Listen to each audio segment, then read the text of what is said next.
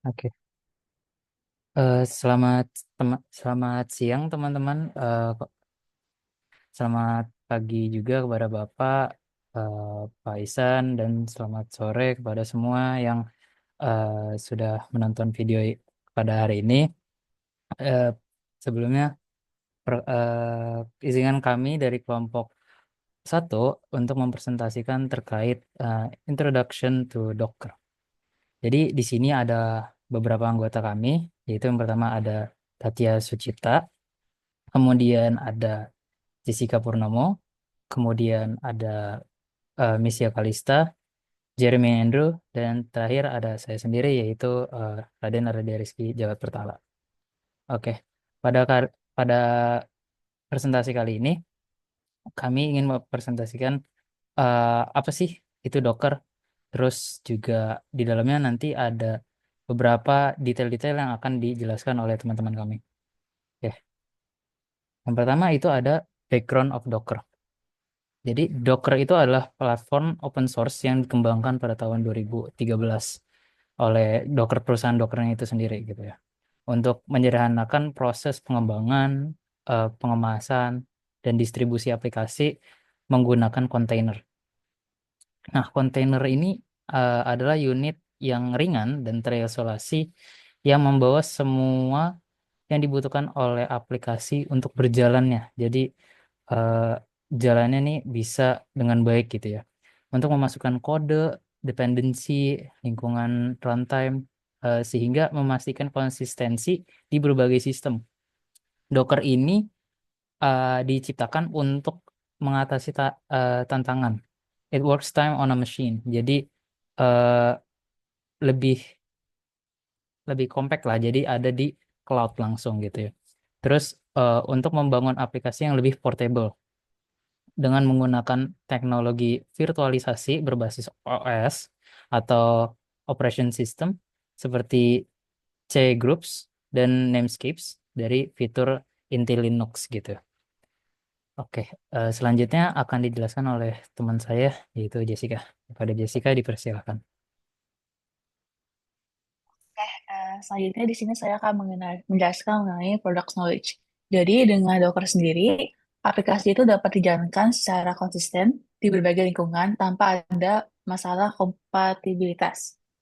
Nah, hal ini itu tentunya mempermudah proses pengembangan, pengujian, dan juga deployment. Selain itu, Docker juga menggunakan virtualisasi berbasis OS yang menjadikannya itu lebih efisien dibandingkan dengan virtual machine tradisional.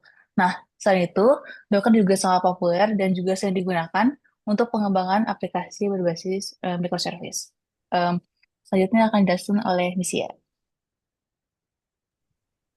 Selanjutnya, saya akan menjelaskan mengenai perbedaan antara virtual machine dan juga Docker. Nah, perbedaannya itu terdapat pada cara virtualisasi dan efisiensinya. Virtual machine menggunakan hypervisor untuk menjalankan beberapa sistem operasi lengkap atau case OS di atas hardware fisik, sehingga membutuhkan lebih banyak sumber daya karena setiap virtual machine mencangkup kernel dan OS-nya sendiri. Sedangkan kalau Docker itu menggunakan kontainer yang berbagi kernel OS host. Jadi membuat lebih ringan, cepat, dan efisien dalam penggunaan sumber daya. Nah, untuk kegunaannya sendiri, virtual machine lebih cocok untuk digunakan untuk menjalankan aplikasi yang memerlukan isolasi penuh dengan sistem operasi yang berbeda. Sedangkan Docker sendiri lebih ideal untuk pengembangan dan deployment aplikasi yang membutuhkan portabilitas dan kecepatan. Selanjutnya akan dijelaskan oleh Jeremy. Baik, lalu lanjut ke kapan kita bisa menggunakan Docker. Nah, untuk kapan kita bisa menggunakan Docker sebenarnya tergantung dengan kebutuhan masing-masing. Contohnya di sini ada pengembangan aplikasi, yaitu pengembangan yang konsisten dan mudah dibagikan ke tim tanpa khawatir masalah. Lalu yang kedua, ada deployment aplikasi. Kenapa? Karena Docker mempermudah proses deployment dengan memastikan aplikasi berjalan sama di berbagai lingkungan. Yang ketiga ada microservice, yaitu memungkinkan pengelolaan setiap service dalam kontainer terpisah dengan isolasi penuh. Lalu ada CI/CD pipelines.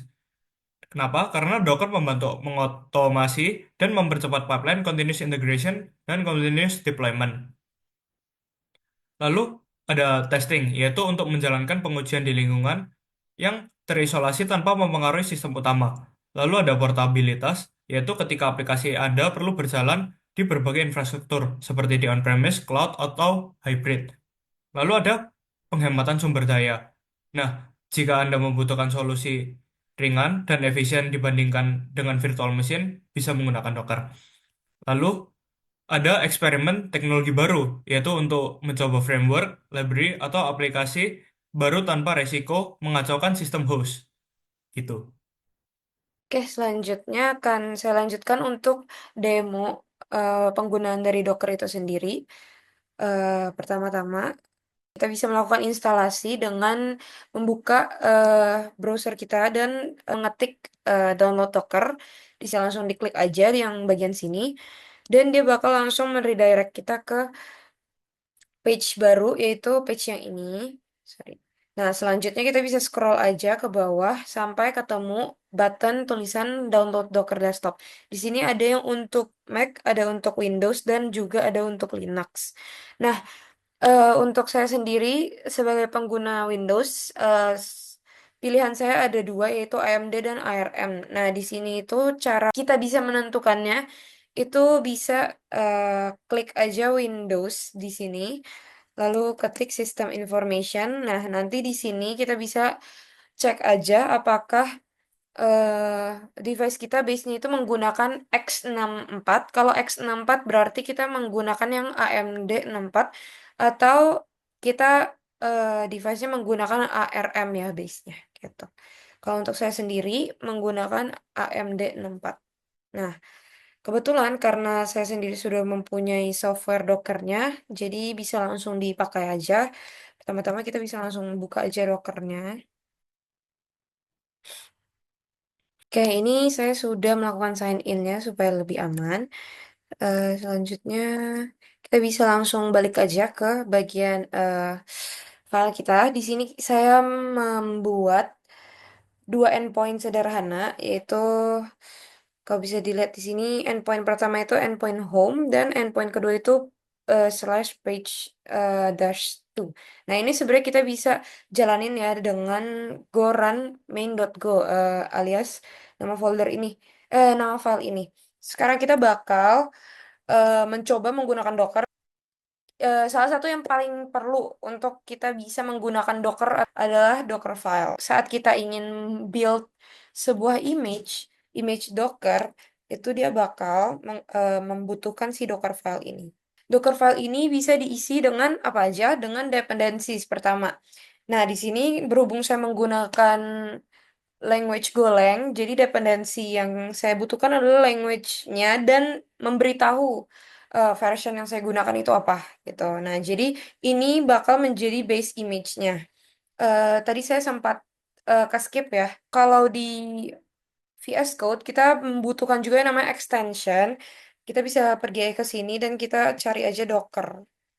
Nah, jangan lupa juga kita mendownload extension ini di VS Code supaya kita bisa menggunakan si Docker ini dan komen-komennya itu di VS Code gitu. Nah, ini kebetulan sudah saya install sejak awal.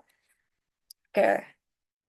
Setelah itu, kita udah membuat base image-nya, yaitu Golang dengan version segini.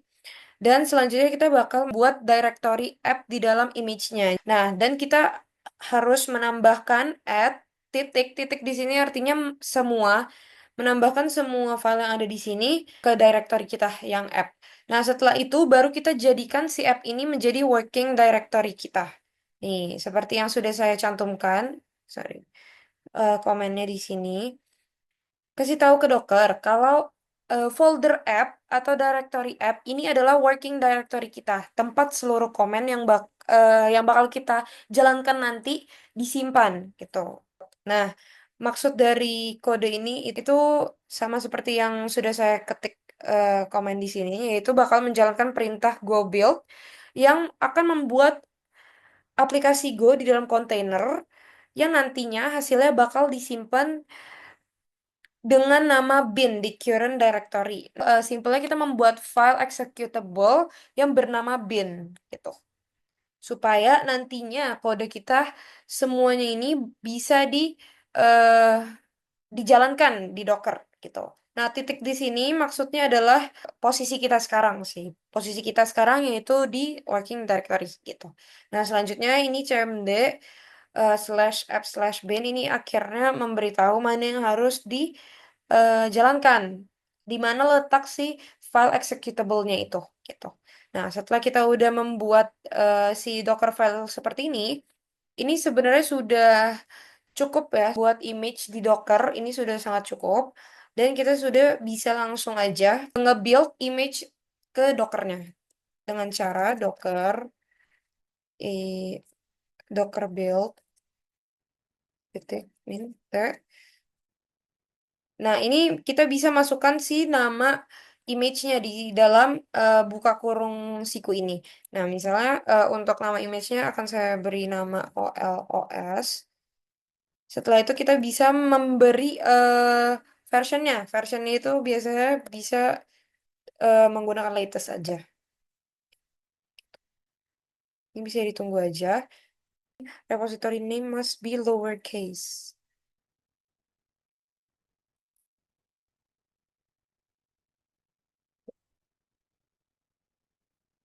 Jadi kalau bisa jangan ada uppercase ya. Kalau di sini dia OS-nya itu uppercase, sebaiknya dibuat menjadi lowercase aja. Ini bisa kita tunggu aja pembuatannya.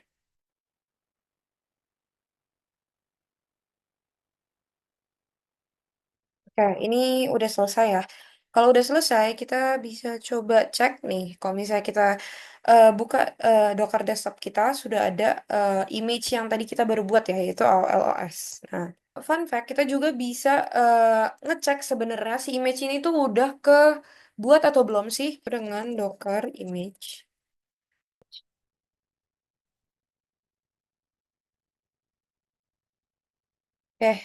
Images ya harusnya Eh, menggunakan S. Nah, di sini bisa kelihatan ya semuanya, yaitu si AOL ini udah terbuat nih about a minute ago.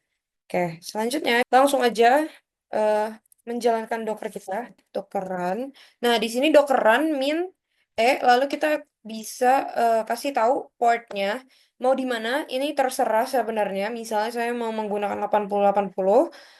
Setelah itu min P, baru kita masukin lagi nantinya bakal di port mana di Docker dan di localhost kita. Localhost kita itu kan tadi secara default dia bakal langsung ke 80. Nah, berarti ini 80. Itu aja nantinya mau di Docker di mana, lalu titik dua baru uh, localhostnya itu jalannya di mana gitu.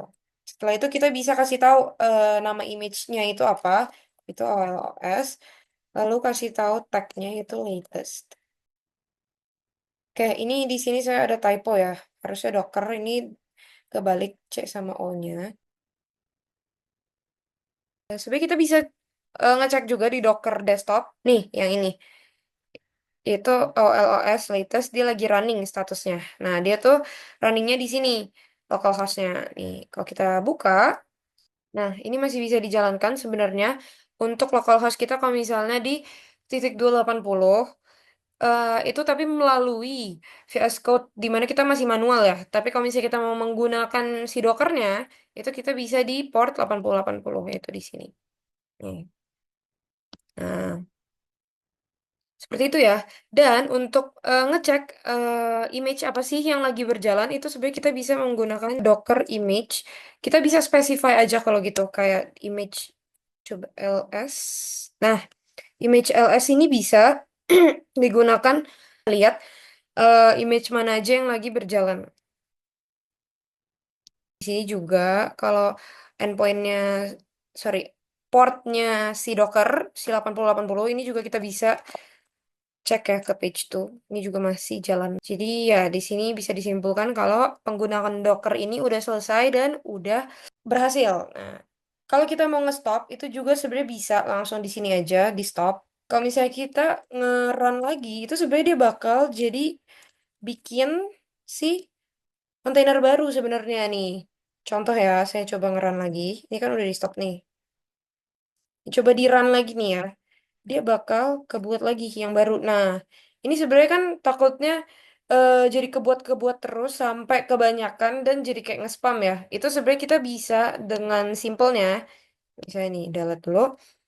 Ini habis kita stop, kita start lagi lewat si Docker Desktop. Itulah gampangnya kalau kita punya si Docker Desktop ini. Sekian untuk presentasi dari kelompok kami. Mohon maaf jika masih banyak salah dan kekurangan, baik dari perkataan maupun tindakan kami. Terima kasih untuk Pak Isan selaku dosen OS kami selama semester 5 ini atas pengajarannya dan bimbingannya. Terima kasih.